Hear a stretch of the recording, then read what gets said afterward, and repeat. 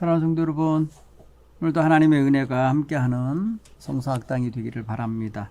여러분 마음속에도 한 주간 살면서 많은 기도가 있으셨을 텐데 그 모든 기도들이 하나님께 상달되고 응답받게 되는 그런 복된 한 주간이 되기를 바랍니다. 오늘은 열왕기상 12장 13장을 중심으로 하나님 말씀을 상고해 보려고 합니다. 특별히 이제 12장은 오늘 우리가 이제 이야기로 풀어가면 좋겠는데요. 12장에는 이제 지난주에 함께 공부한 것처럼 아이야 선지자에 의한 예언에 따라서 나라가 분열되는 이야기가 실려 있습니다. 옷을 12쪼가리로 쪼개서 10쪼가리를 갖게 만든 그 상징적인 행동이 이제 실제로 역사 현장에서 벌어지는 그 장면이 기록되어 있습니다. 그게 바로 이제 솔로몬은 죽고 솔로몬의 아들 르호보암이 왕이 될 때에 이제 초반부터 이제 그 일이 벌어지게 됩니다. 자, 오늘 성경은 제가 이제 13장을 읽고 이제 나누겠지만은 12장부터 먼저 좀 점검하도록 하겠습니다. 르호보암은 다윗 왕의 손자입니다. 솔로몬 왕의 아들인데요. 그가 왕으로 이제 서게 됐는데 그 당시에 세겜이라고 하는 성소로 이스라엘 12지파의 지도자들이 모이게 됐어요. 그때 아마 이제 그 르밧의 아들 여로보암이 솔로몬 왕의 얼굴을 피해서 애굽으로 도망갔다가 솔로몬이 죽었다는 소리를 듣고 돌아왔어요. 돌아오니까 이스라엘의 회중들이 많은 사람들이 여로보암을 앞세워서 이제 막강한 힘을 과시하면서 이제 르호보암이라고 하는 다윗의 손자 솔로몬의 아들을 찾아온 거예요. 차기 왕이 되는 사람이니까. 그래서 이미 왕이 됐어요 보니까. 근데 와가지고 뭘 요구하는 줄 아세요? 12장 4절에 보니까 왕의 아버지 곧 누구냐면 솔로몬이 우리에게 멍에를 너무 무겁게 메웠습니다. 그러니까 왕은 이제 왕의 아버지가 우리에게 시켰던 고역, 아주 고통스러운 노동이에요. 고역, 아주 매운 무거운 멍에, 세금 같은 거예요. 많은 어떤 그런 힘겹게 백성들을 힘겹게 하는 것이죠. 의무부담하게 만든 게 너무 컸어요. 그걸 좀 가볍게 하소서, 없게 해주소가 아니에요. 가볍게 해달라고 그랬어요. 그건 뭐냐면 세금도 조금 낮춰주시고 노역 부역에 동원되는 횟수도 좀 줄여주시고 뭐 이런 걸 요구한 거예요. 정당한 요구라고 좀 맞아요. 그렇게 하시면 우리가 왕을 섬기겠나이다 이렇게 말해요. 여러분 이게 뭐예요? 그렇게 하면 왕을 섬기겠습니다 라고 하는 말을 한다고 하는 거는 무슨 조건 문장 같지 않아요? 이렇게 하시면 우리도 이렇게 왕을 섬기겠습니다. 이거 보세요. 왕이 딱 등극을 했으면 왕의 명령대로 따르는 게 백성이잖아요. 그런데 아니잖아요. 보니까 왕이 우리에게 고역을 좀 낮추시고 무거운 멍에 가볍게 해주시면 그러면 우리는 왕을 섬기겠습니다. 반대로 생각해 보세요. 그거 안 해주면 우리는 왕으로 섬기지 못하겠습니다. 이 소리 하는 거 아니에요 지금. 그러니까 왕 입장에서는 상당히 이게 말이에요 불편하게 들렸을 거예요. 그러니까 르호보암이 뭐라 하냐면 그럼 3일 후에 와라. 3일 후에 내가 다시 대답을 하겠다. 그리고 그 이스라엘의 많은 사람들, 회중들이 몰려왔었는데 3일 후에 내 앞에 다시 오라고 보냈어요. 그리고는 당시에 솔로몬 왕의 참모였고 고문이었던 그런 지혜자들, 그러니까 원로 대신들을 불러 모아서 이러이러한 요구를 내가 받았는데 왕인 나에게 이러이러한 요구를 하더이다 어떻게 하면 좋겠소 라고 했더니 백성들이 지도자들이 뭐냐면 그거 그러면 그렇게 해주십시오 이렇게 그렇게 대답을 해줬어요. 원로들은 왜냐하면 다 알잖아요. 원로들은 백성들이 정서를 알고 백성들의 신음소리를 알잖아요.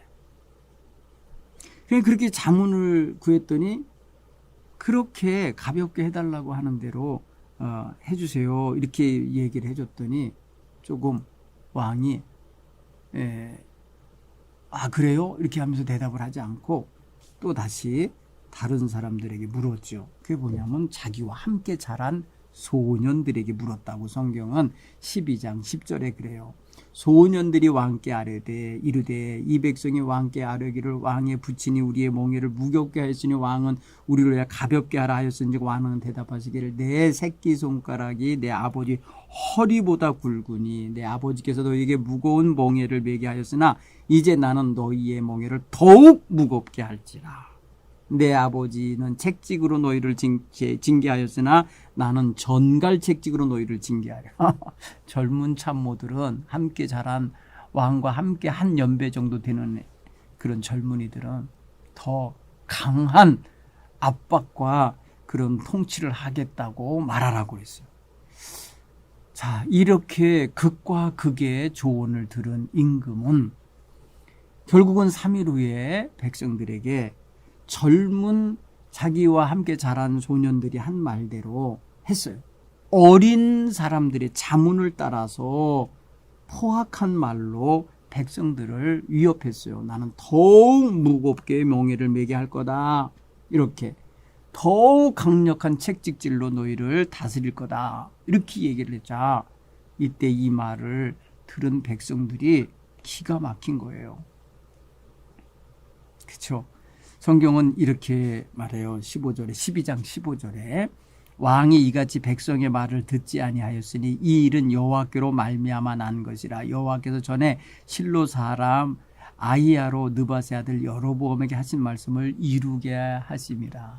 그래서 역사를 지금 주관하신 분은 여호와 하나님이 보니까 이렇게 되고 있는 거예요. 이미 아히야라고 하는 선지자가 옷을 12조가리를 잘라서 10개를 아예 여로보암에게 주면서 취하라고 했잖아요. 왕을 삼을 거라고 이미 말씀하는 대로 될 수밖에 없는 역사적 현실이 이렇게 전개된 거예요. 백성들이 와서 세금도 또 이렇게 멍에 그다음에 고역 이걸 좀 줄여달라고 가볍게 해달라고 했을 때 거절함으로써 벌어지는 일이에요. 그때 어떻게 말을 하나 보세요. 16절 굉장히 중요한 게 여기서 우리가 하나 볼 수 있어요. 아까 임금에게 와서 이렇게 해주시면 우리는 왕으로 섬기겠습니다 했을 때 조건 문장이 있었잖아요. 그것처럼 16절에 이렇게 말해요. 온 이스라엘이 자기들의 말을 왕이 듣지 아니함을 보고 왕에게 대답하여 이르되 우리가 다윗과 무슨 관계가 있습니까? 다윗의 이야기가 나와요. 할아버지 이야기거든요. 지금 이게 손주 임금하고 대화하다 말고 대화 내용 속에 다윗 이야기, 할아버지 이야기가 나와요. 왜 그렇겠어요? 다윗이 임금 되던 시절에 이스라엘 지파 지도자들하고 약속한 게 있거든요. 그게 사무엘하 5장에 나와요. 5장 1절 이하에 나오면 다윗이 12지파의 임금이 되던 시절에 12지파의 그 북쪽에 있었던 지파들이 어떤 문장을 어떤 그 조건을 가지고 와서 이야기했는지가 거기에 암시되어 있는 거예요. 실제로 다윗이 임금되던 시절에 다윗이 헤브론에서 7년을 다스리고 예루살렘에서 33년 다스렸다 그랬잖아요. 그럼 다윗 왕금이 7년 동안은 최소한 분열 왕국의 왕이었던 거예요. 유다 지파에만 왕이었던 거잖아요.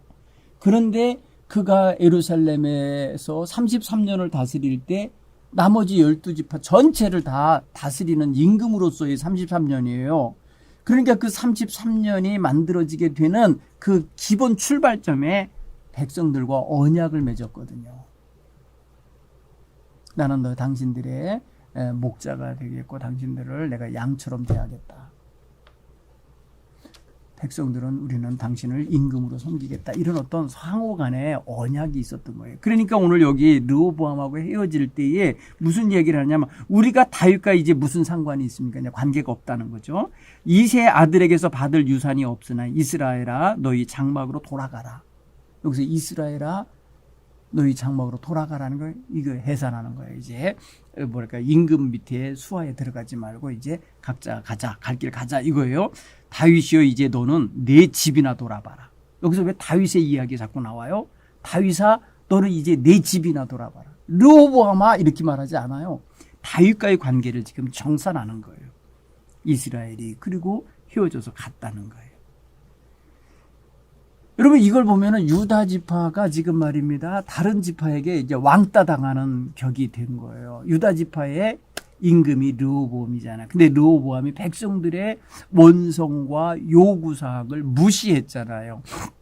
그리고 완전히 더 포갑을 하는 왕이 되겠다고 선포를 해버렸잖아요. 그러니까 갈라지게 되는 거예요. 여러분 이렇게 해서 나라가 쪼개지는 거예요. 근데 이게 하나님께서 이미 아이야 선지자를 통하여 예시하셨던 대로 이루어지고 있는 역사적 현실인 거죠.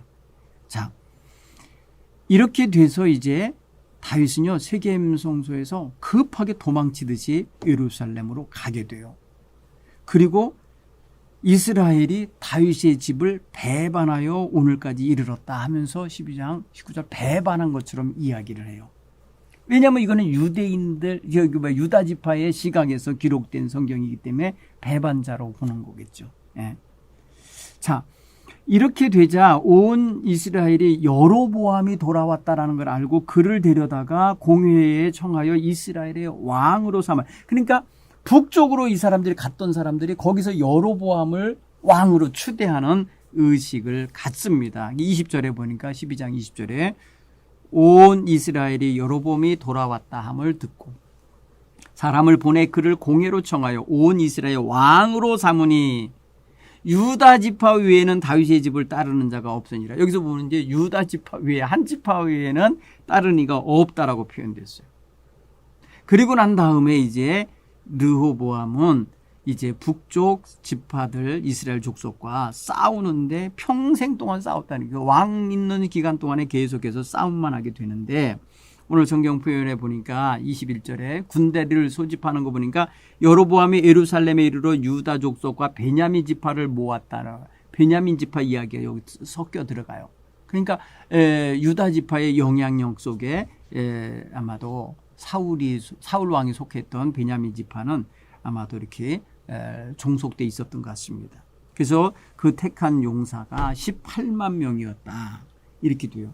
그리고 이스라엘 족속과 싸워서 나라를 회복하여 르호보암에게 이렇게 돌리려고 했다는 거예요. 근데 이때에 하나님 사람 하나가 또 등장합니다. 이제 전에는 아이야라고 하는 이제 친 여로보암 성향의 이제 선지자였잖아요. 그런데 보니까 르호보암 곁에도 또 한 사람의 선지자가 있는데 스마야라고 하는 사람이 있어요. 스마야가 여로보암과 유다 지파 온 족속에게 가서 말합니다. 너희는 싸우러 올라가지 말라. 여호와께서 말씀하셨다. 너희는 올라가지 말라. 너희 형제 이스라엘 자손과 싸우지 말고 각각 집으로 돌아가라. 이 일이 여호와 곧 나로 말미암아 난 것이다. 그랬지만 그들이 여호와의 말씀에 대하여 상당히 불편함을 가지고 아마 떠난 것 같아요. 성경 보면은 왜냐하면 그 다음에 계속 전쟁이 있거든요. 전쟁이 계속해서 르호보암과 북쪽 이스라엘 간 사이에는 계속 전쟁이 있기 때문에 가만히 보면은 하나님의 명령대로 너희는 올라가서 이스라엘 사람과 싸우지 말라 하신 말씀을 잠깐만 들은 것 같아요. 그런데 이제 자 북쪽에 왕이 하나 이제 여로보암이 모든 백성들이 추대를 받고 왕이 됐잖아요. 평민 출신의 왕이 나왔잖아요. 이 사람이 근데 한 정책이 그 왕이 돼서부터 한 정책 자체가 여호와 하나님의 율례와 법도를 어기는 행동을 해버려요. 그게 뭐냐면 나라의 남쪽과 북쪽에 제단을 쌓았는데요. 금송아지 제단을 만든다는 거죠. 한번 그 이야기를 한번 좀 제가 읽어볼게요. 여로보암이 에브라임 산지에 세겜을 건축하고 거기 살며 또 거기서 나아가서 분느엘을 건축하고 그의 마음에 스스로 이르기를 나라가 이제 다윗의 집으로 돌아가리로다.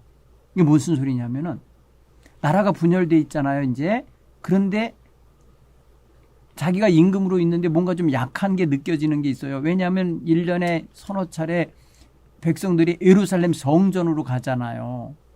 성전으로 몰려가는 걸 보면서 아, 이러면 안 되는데 라고 하는 걸 느낀 거예요. 그래서 뭘 했냐면요.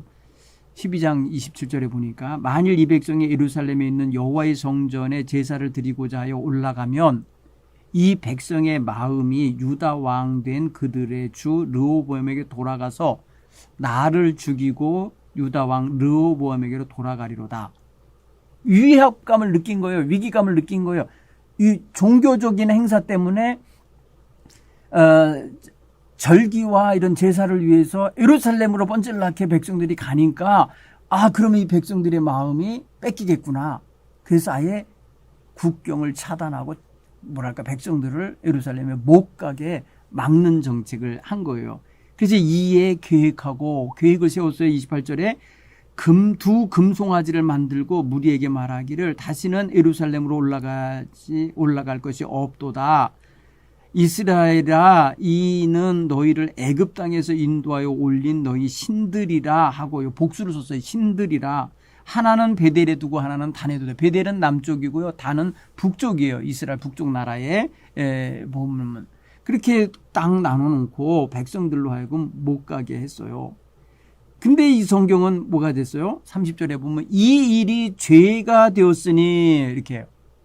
이 백성들이 단에서까지 가서 그 하나에게 경배함이더라. 그가 또 산당을 짓고 레위 자손이 아닌 보통 사람을 제사장으로 삼고, 보통 여러분 아론의 자손이 제사장 돼야 되잖아요. 그런데 북쪽에 있는 레위인이 아닌 일반인을 택해서 보통 사람으로 제사장을 삼게 했다는 거예요. 그 다음에 8째 달과 15, 그 달 15일 날 절기를 정해서 유다 절기와 비슷하게, 날짜 비슷하게 만들어서 제단에 올라가서 거기서 제사를 지내고 산당 제사를 드리게 했다는 거예요. 이게 뭐예요? 33절에 보면 그가 자기 마음대로 정한 달, 8째 달, 15째 날을 이스라엘 자손을 위하여 절기를 정하고 베델에 쌓은 제단에 올라가 분향했다. 보세요.